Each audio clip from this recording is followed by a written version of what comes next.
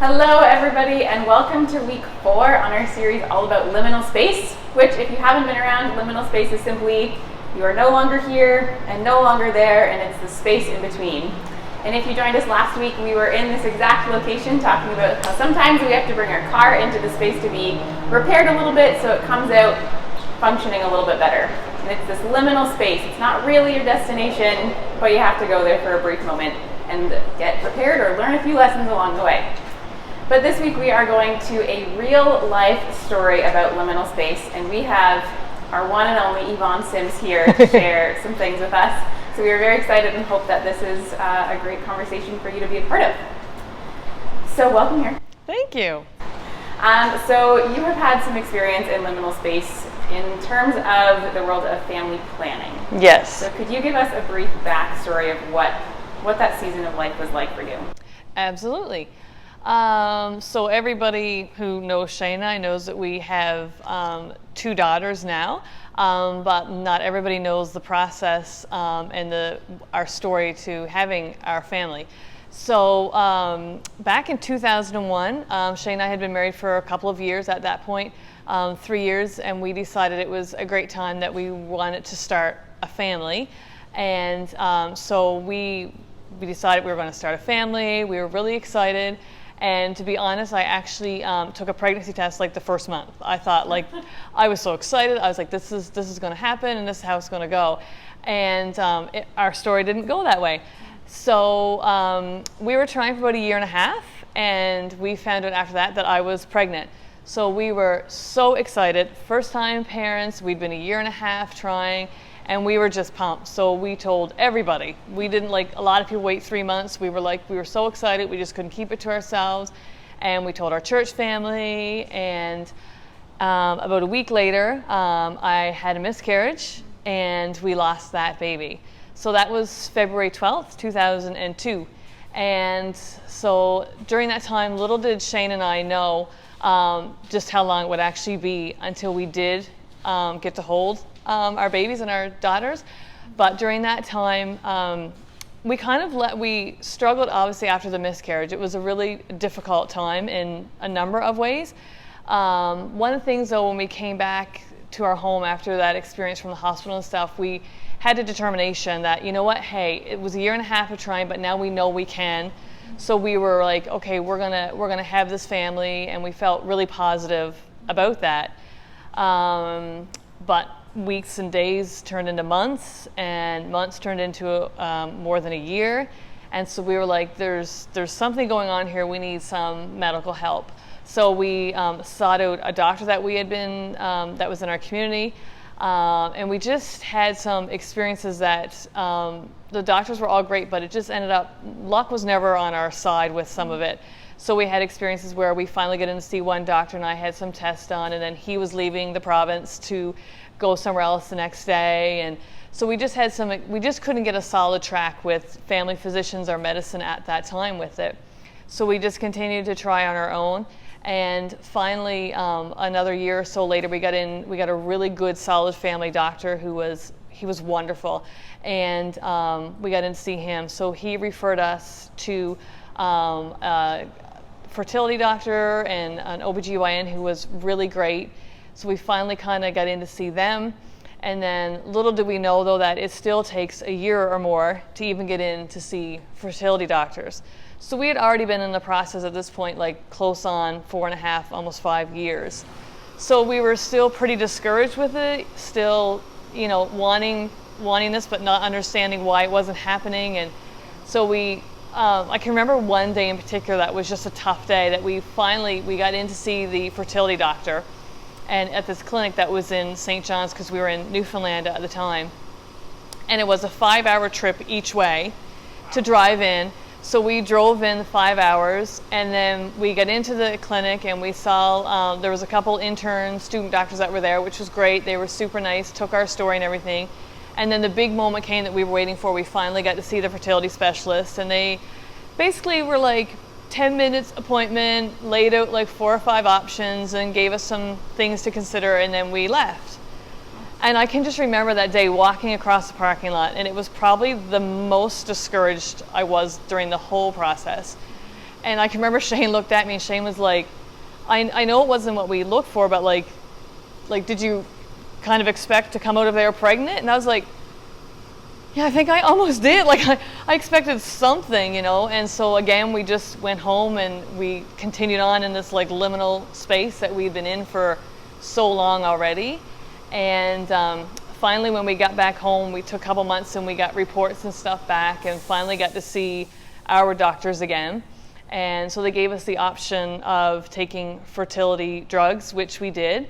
And so they gave me 6 months of fertility drugs. So we took the fertility drugs. And again, we were like, all right, this is the goal. This is it. Like we're, you know. And so I took 6 months of fertility drugs and 6 months came and 6 months went. And it was just Shane and I again kind of waiting. And so the doctor, we went back in to see the doctor and he's like, I don't want to give you any more yet. They're still in the system for a while. I want you to just take some more time and just see before we start another treatment. And we were like, okay. And so we went home and still, you know, we're trying to have a child. And we actually 2 months after that got pregnant with Bella. And that was in 2007. We finally had gotten pregnant with her. And she was born in 2008 in March. So we were ecstatic, just so excited during that time. And we found out 2 months, or when we did that, we decided we really wanted to have another child. We didn't want to have just one.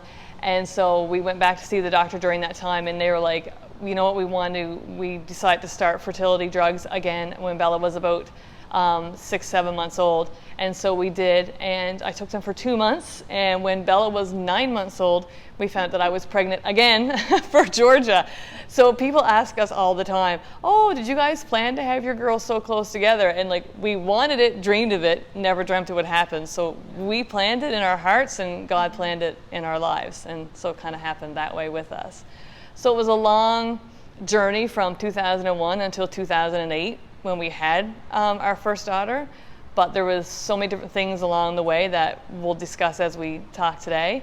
But it was definitely a liminal space moment, definitely a liminal space time in more than one way for us. So throughout that 7-year period, there was a lot of excitement and anticipation with disappointment and heartbreak and all of the emotions kind of mixed in there. So throughout that process, how did that all play into the relationship that you have with Shane and the relationship that you have with your community? Because that's bound to impact your relationships for sure. Yeah. So in terms of the impact with Shane and I, the miscarriage had a huge impact. It just drew us really close. And there was a couple of reasons for that. And one of the reasons was, like, Shane and I grew up in different environments and we grew up in different ways. And in my adolescent years, like I had to lean on myself a lot. And I didn't have the same stability that Shane grew up with. And so a lot of times I had to just lean on my own self and be strong and try to do it that way. And so when we had the miscarriage, it was one of the first times where I really fully let someone else take over and just care for me in that way. And so I just fully leaned into him and just leaned on his support. And he just did that. He just took care of me and he just loved on me and just supported me. And it just changed a dynamic in our relationship. And I think that just for me, it was, like I said, it was just being able to just fully let myself kind of go and let somebody be that person that I hadn't really had before. So it was just amazing. And he just cared on me like that and took such good care. And then in the 7-year space of, you know, the waiting for the baby was just fully kind of leaning on each other and just trying to be there when one's having a bad day, the other one tries to help and lift them up. And it was, you know, it was a fair bit of that. We did a lot of praying, you know, together and did a lot of talking about it, you know, and we just journeyed it together in those ways. But I think out of the liminal spaces in that time, the most profound was definitely the miscarriage.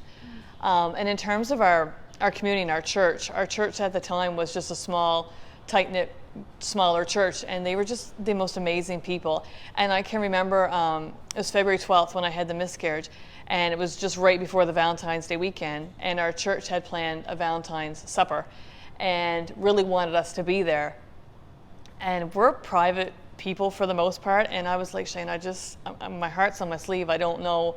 And Shane felt the same way. We just didn't know. We want to kind of walk in there and didn't know how to handle it, kind of a thing. And I said, I just don't know if I can go in there and be like the pastor's wife, like I think I need to be and stuff. And I can remember when we walked in, like they were so happy to see us, and they just loved on us like Jesus would love on us.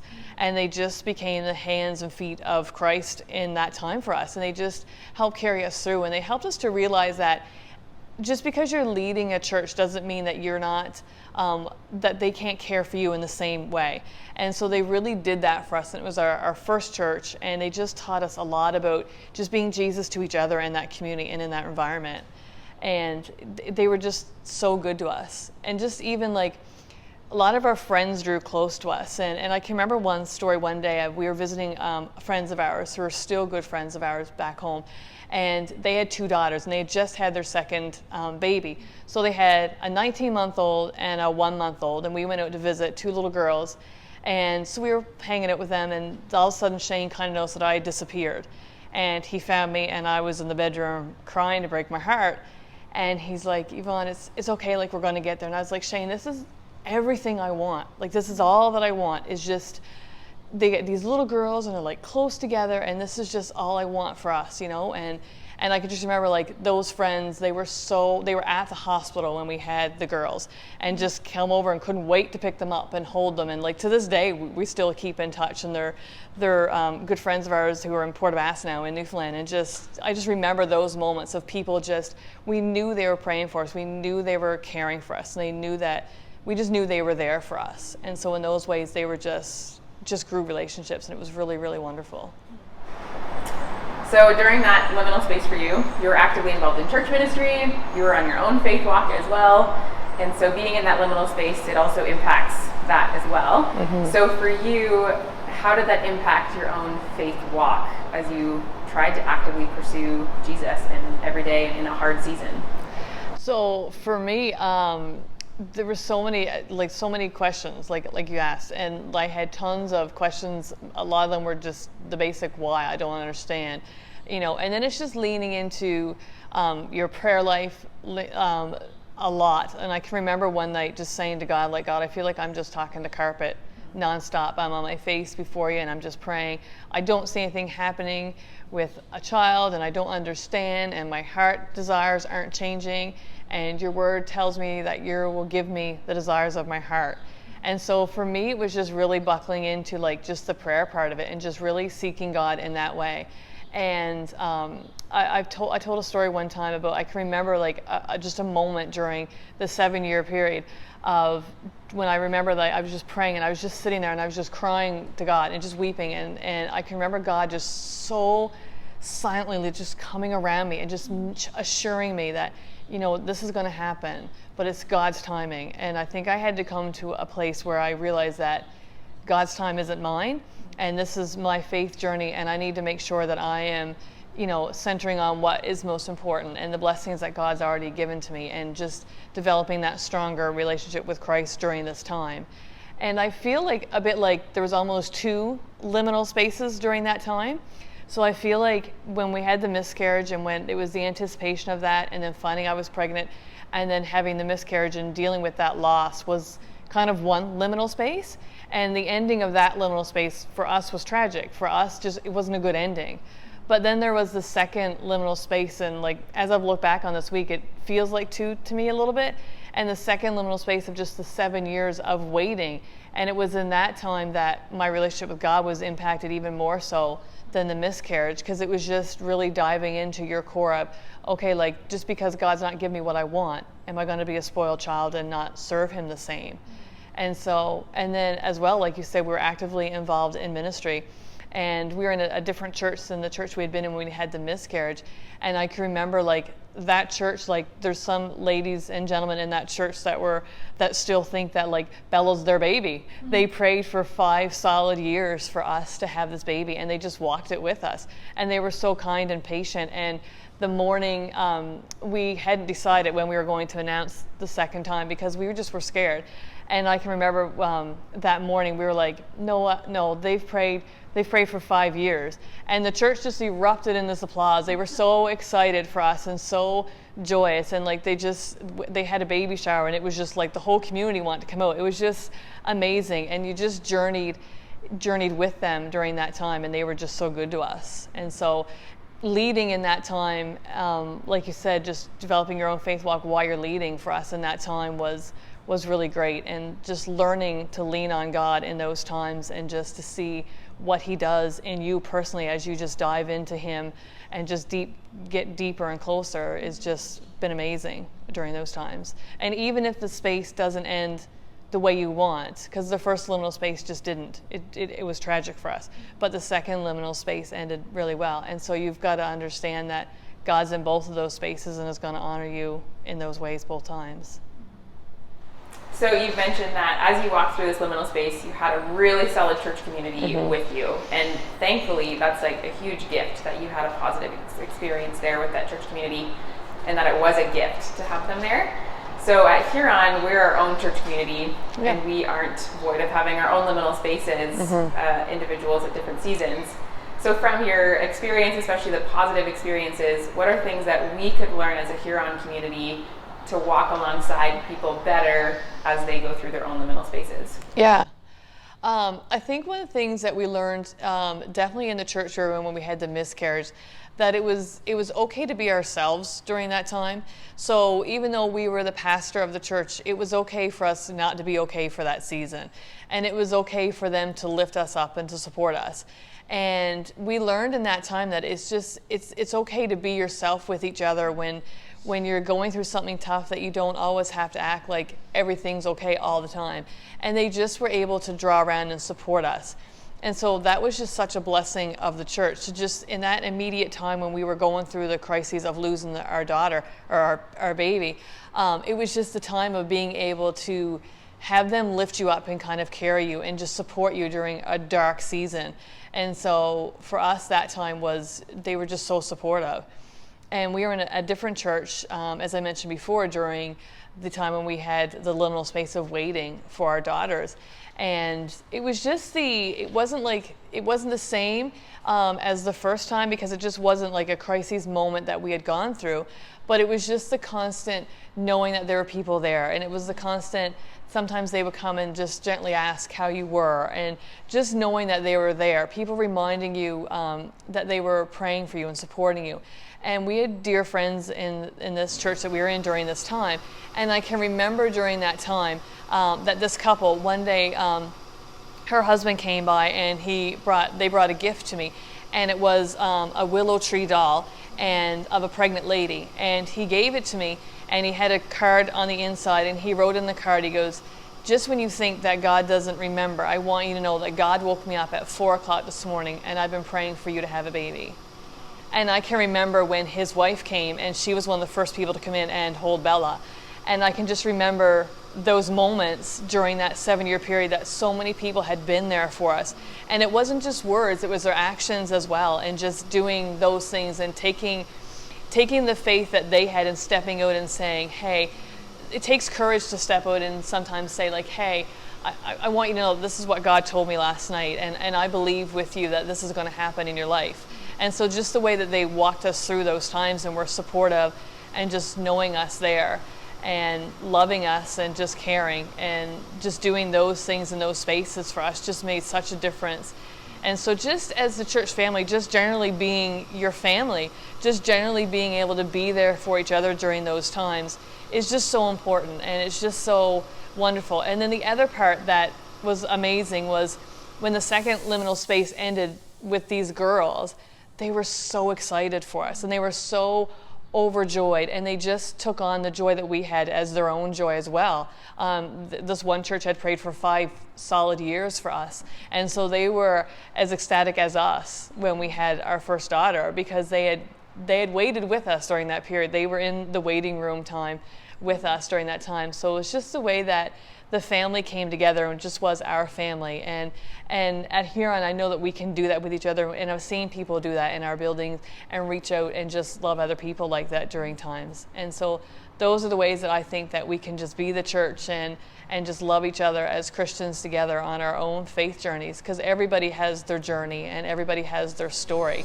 And just walking side by side with people can just be such a huge blessing in their lives. And sometimes it's the littlest thing that you might do that might make the greatest impact. And so it's just taking courage and faith to do those things and to just be with people and walk with them as they journey. So there we have it, another real life example of someone in our own community going through a season of liminal space. There was so much there in that conversation with Yvonne about how you can walk in your own faith journey, the positives of a relationship and how people can spur one another on, and the benefit of being in a church community. And in our own church community, I'm sure we'll experience liminal spaces on our own at times. And I think it's just a really great testimony, I guess, for us as a church community to journey alongside one another as well. So I hope you found some nuggets in there that you can hold on to, but we will see you next week for another season of Liminal Space.